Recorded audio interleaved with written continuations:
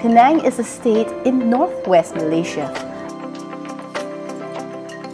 The historical core of Georgetown, in the heart of Penang Island, has been inscribed as a UNESCO World Heritage Site since 2008.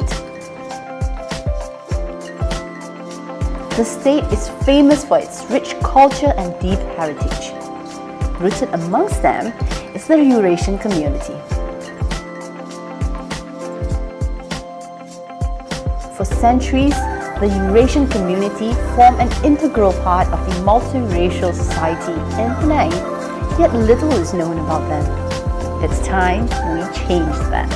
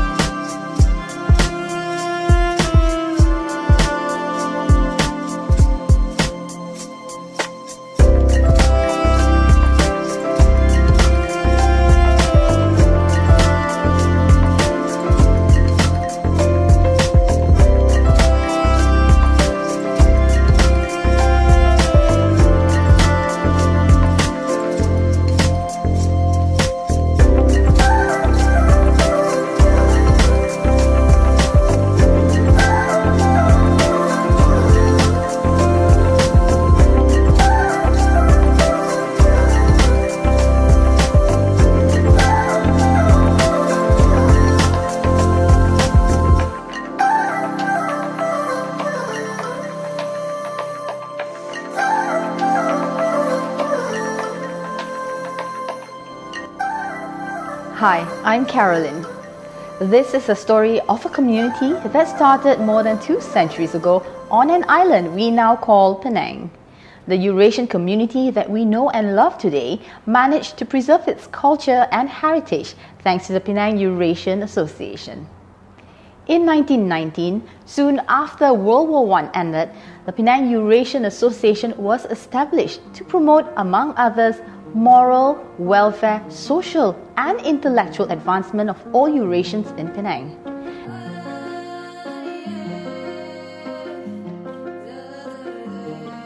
The PA is the focal point for Eurasians to meet, to socialize, to share stories and information, to celebrate events and anniversaries and communicate with one another. That's the main purpose for PA, to bring the community together. Hello, I'm Aloysius Gasper, the president of Penang Eurasian Association.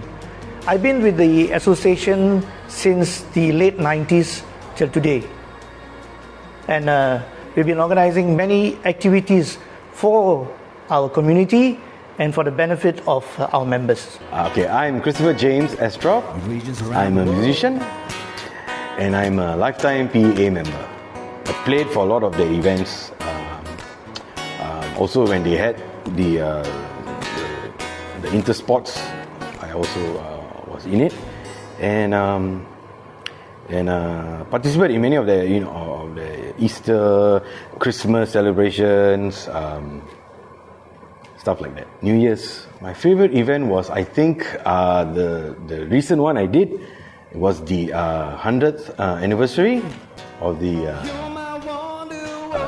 PAA. Check it out.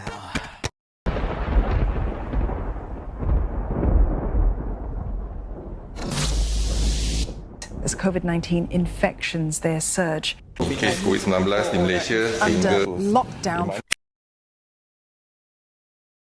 As a musician, I think it 100% affected. We cannot open our association and we cannot generate any income. People are so depressed and they have lost their incomes, they have lost their family members. We have had to cut down spending on some things because we stay home more often, so electricity bills and all that, you know. Devastated the hotel industry massively. Most of them have been retrenched, out of jobs, and then hotels being closed. And the worst part is some of my friends, they are finding very hard to put food on the table for the family. They're even working like 2-3 jobs. It's very, very tough in order for them to survive. As a community, Eurasians being a sociable community where we like to gather with music, enjoy music, dance, well, this has totally cut off everything. Year 2020 and 2021 were challenging years. The world saw the worst pandemic in recent history due to the coronavirus. COVID-19 had caused numerous lockdowns in Malaysia, and just like any other organizations, it affected the activities and plans of the Penang Eurasian Association. We, the Eurasian youth, we look forward to these Malaysian Eurasian Games that happens every year. And we engage teams from all around Malaysia, and also sometimes we invite Singapore. And some of the games like carom, darts, football, badminton, and the list goes on.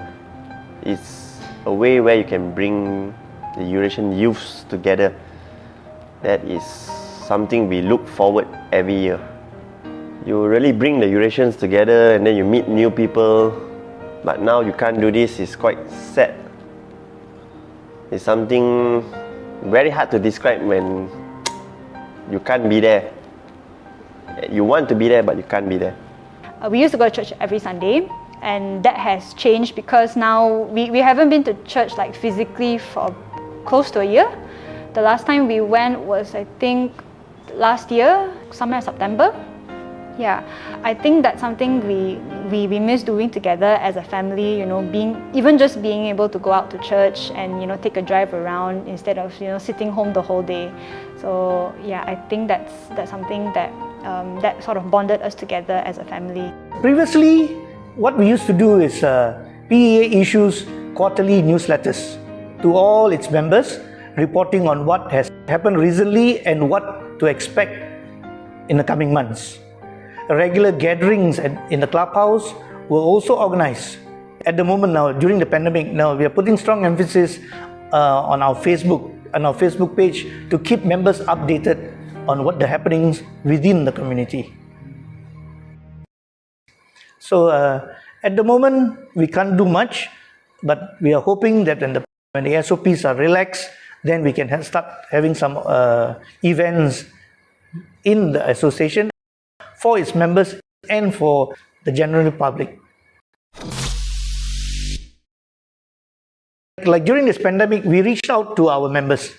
Okay, and we reached out to our members, and we are thankful that the state recognizes us and helped us out through YB Jagdeep Singh Dio, who helped us in the groceries, where we reached out to 100 families, households, with groceries. And that has helped tremendously because quite a number of our people who are musicians, hoteliers, and people who are doing small businesses have been affected, and this kind gesture has helped them tremendously. Before they could even fly the white flag, we already reached out to them. That's what a proactive measure we took.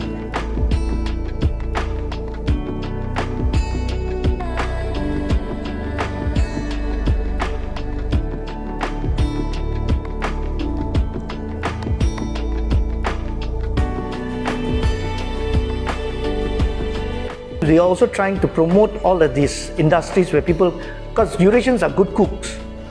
You see, they got good cooks, so they make good cakes, tarts, suji cakes and everything. So what we are trying to do is to promote their products on Facebook so that people can purchase from them directly. Pray. Have prayer groups. Pray. Uplift yourself, but always find a hobby. Have hobbies that pay, so you won't lose, So, as I said, before you know it, the day is over, and the next day starts again. Well, this is my second term as a president. The first term I had a different committee, but this term I have a fantastic young blood community. And I think that's something very important. Because for any association or any organization or whatever, we need the young to be involved. Because their ideas compared to ours are totally different. They can imagine things which we cannot comprehend. So we need people like them to tell us, But of course, they need us also to guide them. So we can work hand in hand to bring PEA to a different level, a different height, so that the future generation of Eurasians in Penang will benefit. And when that community of ours, the Eurasian, benefit, then people in Penang will also benefit. I've been approached by many people on why I use my costume to the vaccine center. A lot of people have been depressed, even committing suicide, losing their jobs. They are very sad. So I feel like to do this in the vaccine center, you can bring more joy into people's lives. It makes the weight of the vaccination center lighter and also makes their job easier when they are happy. Putting a smile on someone's face costs nothing, but to them, it may be something on a bad day. I think we just have to move with the times, and progress. Maybe we can't play for people live, as in live public events and all that, but I think the digital platform, is growing, and I think it's a very good place to actually start. And actually, you can earn a decent sum of money. Playing online in this digital platform puts you on a platform where the whole world watches you. It's limitless, I think it's actually good. But it's the matter of changing and accepting the new norm.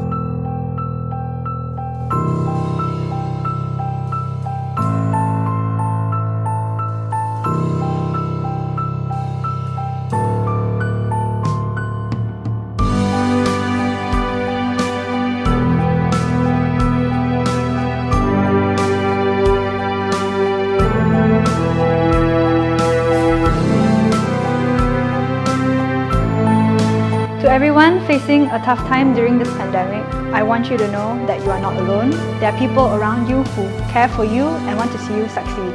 So hang in there, we can do this.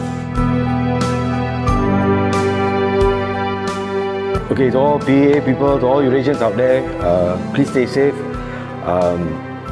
Please continue to fight and strive to survive.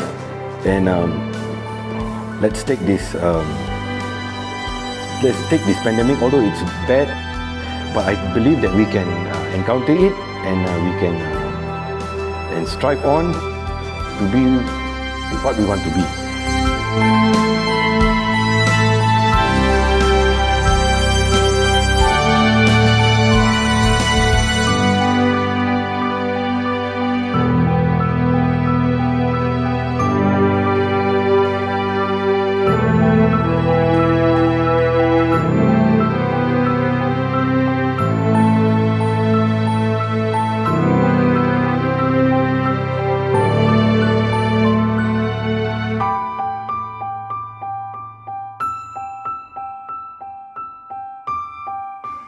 We all want to go to heaven. I bet you every one of us wants to go to heaven, but nobody wants to die. So my belief is this: be satisfied with what you have, be happy with what you have, and when you spend it wisely. Thank you. That's all.